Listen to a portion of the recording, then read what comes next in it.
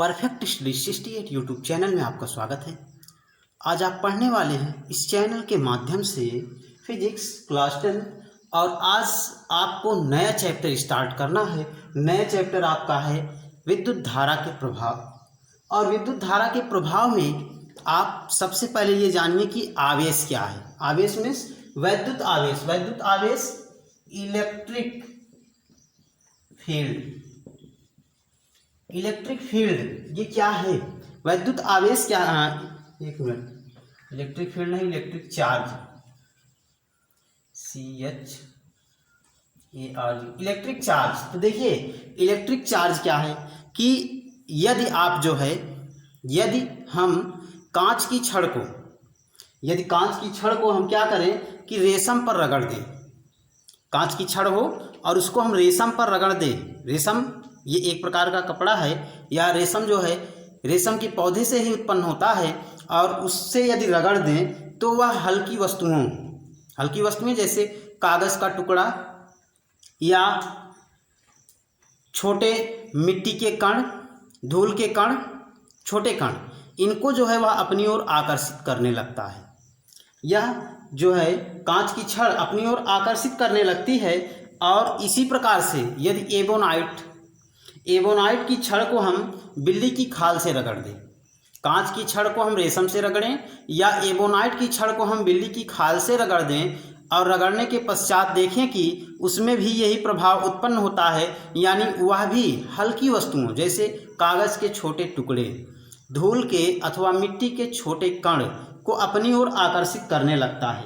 ठीक, अपनी ओर आकर्षित करने लगता है या आकर्षित करने का गुण उत्पन्न हो जाता है। और जब यह गुण उत्पन्न हो जाता है उस कांच की छड़ में अथवा एबोनाइट में, तो हम कह सकते हैं कि कांच की छड़ अथवा एबोनाइट ने आवेश ग्रहण कर लिया है। वह छड़ जो है आवेशित हो गई है, यानी हम कह सकते हैं कि उस पर आवेश उत्पन्न हो गया है। और इस प्रकार से कांच की छड़ को या एबोनाइट को हम कह सकते हैं कि उसने वैद्युत आवेश ग्रहण कर लिया है। ठीक, और ये आवेश जो होते हैं, वैद्युत आवेश, ये दो प्रकार के होते हैं।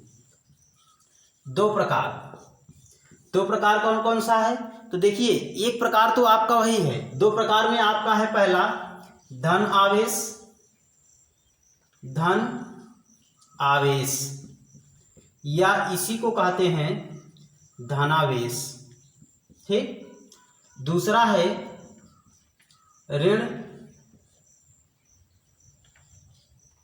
ऋण आवेश या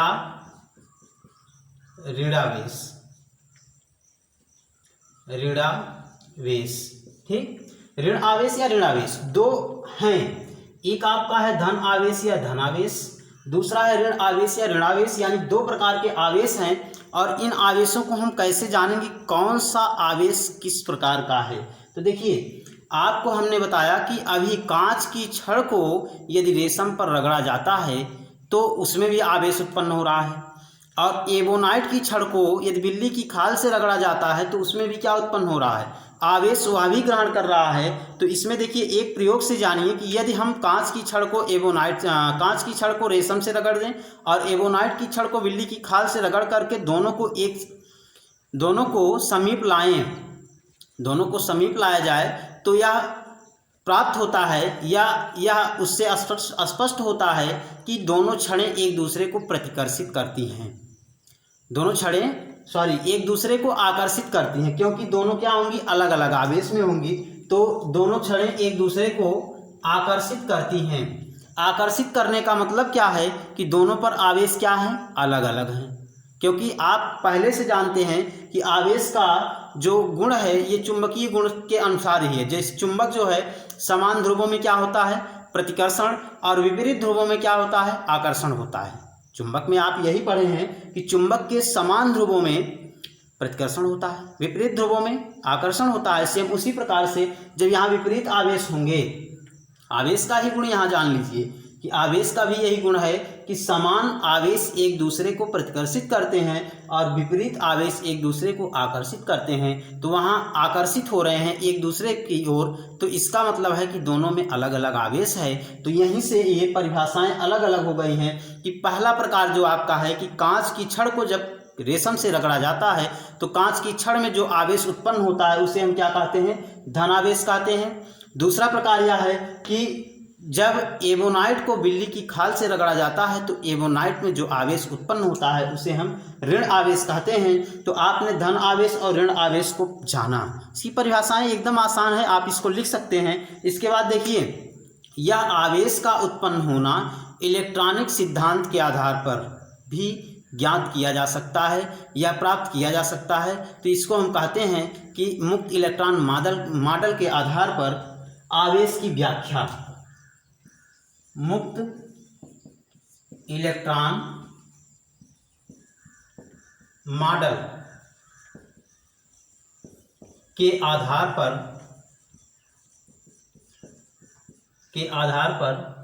आवेश की व्याख्या। तो देखिए, मुक्त इलेक्ट्रॉन के आधार पर आवेश कैसे होंगे। तो सबसे पहले आप ये जानिए कि मुक्त इलेक्ट्रॉन क्या है। जैसे आप जो है कोई भी तत्व ले, तत्व का एक परमाणु होगा और परमाणु का एक बीच का भाग होता है, वो छोटा सा भाग होता है। और वो छोटा सा भाग क्या होता है, इसमें जो है न्यूट्रॉन और प्रोटॉन ये धनावेशित भाग होता है। ये छोटा सा जो भाग है ये कौन सा भाग होता है, ये धनावेशित भाग होता है। यहाँ पे प्रोटॉन तथा न्यूट्रॉन पाए जाते हैं। इसमें होते हैं प्रोटॉन तथा न्यूट्रॉन। अब ये तो आप पहले से जानते हैं कि प्रोटॉन धनावेशित है और न्यूट्रॉन क्या है, उदासीन है। प्रोटॉन धनावेशित है और न्यूट्रॉन क्या है, उदासीन है। इसके बाहर विभिन्न कक्षक जो हैं, ये विभिन्न जो कक्षक हैं, विभिन्न कक्षाएं जो हैं, इनमें इलेक्ट्रॉन जो है अनियमित गति से चक्रण करते रहते हैं। ठीक, अनियमित गति से इलेक्ट्रॉन चक्रण करते रहते हैं। इलेक्ट्रॉन जो है इसमें अनियमित गति से चक्रण करते रहते हैं। ठीक, अब देखिए यहाँ ये सभी क्या हैं, ये जो दिखाया गया सर्किल के अनुसार ये सभी हैं इलेक्ट्रॉन। अब देखिए, अब यहाँ से इलेक्ट्रॉन जो है ये ऋण आवेशित होता है, निगेटिव होता है। प्रोटॉन जो है पॉजिटिव होता है और ये जो है उदासीन यानी न्यूट्रल होता है, ठीक। तो इलेक्ट्रॉन ऋण आवेशित, प्रोटॉन धनावेशित, न्यूट्रॉन न्यूट्रल होता है। तो नाभिक में प्रोटॉन और न्यूट्रॉन उपस्थित हैं तो संपूर्ण किसी भी तत्व के परमाणु का नाभिक जो है यह क्या होता है, धनावेशित होता है। यानी उसका संपूर्ण द्रव्यमान एक छोटे से भाग में स्थित होता है, उसी को हम नाभिक कहते हैं। किसी भी तत्व का संपूर्ण द्रव्यमान एक छोटे से भाग में स्थित होता है जिसे हम नाभिक कहते हैं। और नाभिक में प्रोटॉन तथा न्यूट्रॉन होते हैं। प्रोटॉन धनावेशित, न्यूट्रॉन उदासीन होता है, इसलिए नाभिक जो है यह धनावेशित होता है। और नाभिक के चारों ओर जो यही आपका है नाभिक, यही जो है नाभिक है। और नाभिक के चारों ओर जो विभिन्न कक्षाएं हैं उनमें इलेक्ट्रॉन जो कि ऋण आवेशित है ये अनियमित गति से चक्रण करते रहते हैं। अब देखिए, ये सबसे बाहर की कक्षा है, उससे अंदर की है, सबसे अंदर की है। तो ये जो आवेश है धन आवेश, ये इलेक्ट्रॉन ऋण आवेशित है, नाभिक धन आवेशित है। तो नाभिक के धन आवेश के कारण इलेक्ट्रॉनों पर एक आकर्षण बल कार्य करता है और वही आकर्षण बल ही इलेक्ट्रॉनों को उनकी कक्षाओं में बांधे रखने का प्रयत्न करता है, बांधे रखता है। लेकिन जैसे जैसे हम कक्षकों की संख्या बढ़ाते हैं या इलेक्ट्रॉन परमाणु के नाभिक से इलेक्ट्रॉन की दूरी जैसे जैसे बढ़ती है वैसे वैसे इलेक्ट्रॉन पर आकर्षण बल, ये जो नाभिक का प्रबल आकर्षण बल है ये धीरे धीरे क्या होता है, कम होता जाता है। और सबसे बाह्यतम कोश वाले इलेक्ट्रॉन पर यह आकर्षण बल सबसे कम होता है।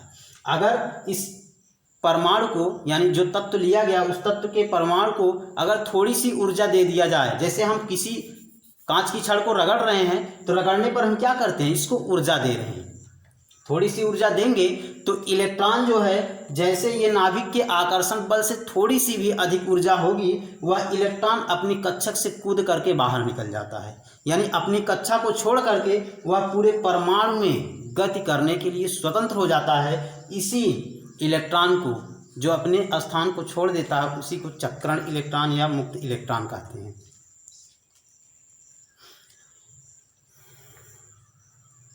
इसके बाद ये मुक्त इलेक्ट्रॉन मॉडल के आधार पर व्याख्या थी, तो व्याख्या में यह जो इलेक्ट्रॉन बाहर निकला यह पूरे परमाणु में गति करने के लिए स्वतंत्र है, इसलिए इसे मुक्त इलेक्ट्रॉन कह रहे हैं। स्वतंत्र होने के कारण इसे क्या कहा गया, मुक्त इलेक्ट्रॉन। और मुक्त इलेक्ट्रॉन जब निकल जाता है परमाणु से तो परमाणु जो है ऋण आवेशित हो जाता है, और परमाणु ऋण आवेशित होने के कारण यह इस पर जो है मुक्त इलेक्ट्रॉन उपस्थित हो जाते हैं। तो ये मुक्त इलेक्ट्रॉन के आधार पर, परमाणु के मुक्त इलेक्ट्रॉन के आधार पर व्याख्या है आवेश की।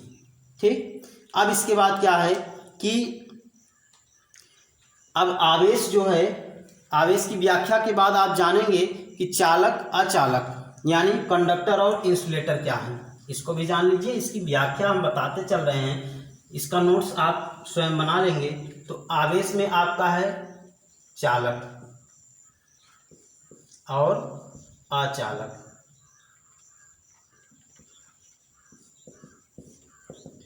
चालक आपका है कि कंडक्टर्स, और ये होता है इंसुलेटर। चालक और अचालक हैं कंडक्टर और इंसुलेटर्स, यानी नॉन कंडक्टर्स भी इसे कहते हैं इंसुलेटर, या इसी को हम कहते हैं non conductor, conductors, non conductors भी कह सकते हैं इंसुलेटर को। तो देखिए चालक क्या है, चालक क्या है, वे पदार्थ जिनमें आवेश का प्रवाह, जिनमें आवेश का प्रवाह एक स्थान से दूसरे स्थान तक, वे पदार्थ जिनमें आवेश का प्रवाह सुगमता से हो जाता है, एक स्थान से दूसरे स्थान तक सुगमता से हो जाता है, उन्हें हम क्या कहते हैं, विद्युत के चालक कहते हैं अथवा विद्युत के सुचालक कहते हैं। लेकिन दूसरा क्या, हाँ, सुचालक में आपका क्या है, सुचालक में जैसे आपका शरीर है, मनुष्य का शरीर है, पीतल है, तांबा है, चांदी है, ये सभी क्या हैं, कार्बन है, ये सभी क्या है, सुचालक हैं। ठीक, जलीय विलयन, लवण का जलीय विलयन है, ये सभी सुचालक हैं। और अचालक या कुचालक या प्रतिरोधी इंसुलेटर या नॉन कंडक्टर, इसी को कहते हैं कि ऐसे पदार्थ जिनमें वैद्युत का चालन नहीं होता है, उन्हें हम क्या कहते हैं, विद्युत के कुचालक अथवा अचालक कहते हैं। इसके बाद एक आपका है अर्धचालक।